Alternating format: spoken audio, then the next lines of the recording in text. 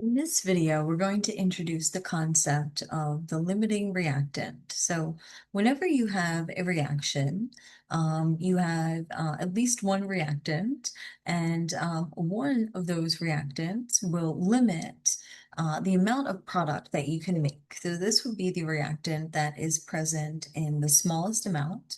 It is the reactant that you'll run out of first. So in this example here, we have 10 molecules of H2 and 7 molecules of O2. And on the product side, so after the reaction, we have uh, 10 molecules of water, 2 molecules of O2 left over that are unreacted. So we can see those here, and no H2 molecules. So in this scenario, we see that hydrogen, or H2, would be considered our limiting reactant. And we know that because that is the reactant that's used up completely. And in this blank here, they ask, or they tell us what the excess reagent is. So we would put in O2. So there's O2 in excess that's left over on the product side, that's unreacted, and that was there on the reactant side. And our H2 then is our limiting reactant. So let's use this concept in this example here. So we are told about this commercial process, which converts N2 in the air into nitrogen-containing compounds in this reaction.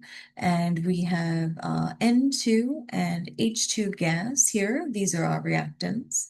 And we produce 2 moles of ammonia gas. So we see 1 mole of N2 for every 3 moles of H2 are needed to make 2 moles of NH3.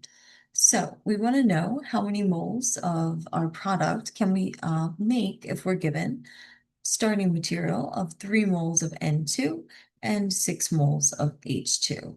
So let's see how we could set up a type of conversion factor using the balanced reaction and what we're given here. So we're given 3 moles to start of N2, and we're given 6 moles to start of H2. So in our balanced reaction, we know that we need just 1 mole of N2 to make 2 moles of NH3. So if we start with 3 moles, we could make 6 moles of NH3. Then we use the same balanced equation, but now we write the molar ratio. We need 3 moles of H2 to make 1 mole, or I'm sorry, 2 moles of our product, NH3. So we would multiply by 2 and then divide by 3. So that would give us 4 moles of NH3 possible. So we see that this is our lesser amount that can be made. So then our 6 moles of H2, even though it's a greater quantity, will be considered our limiting reactant. So we could say this is our limiting reactant. This is our excess reactant, the N2.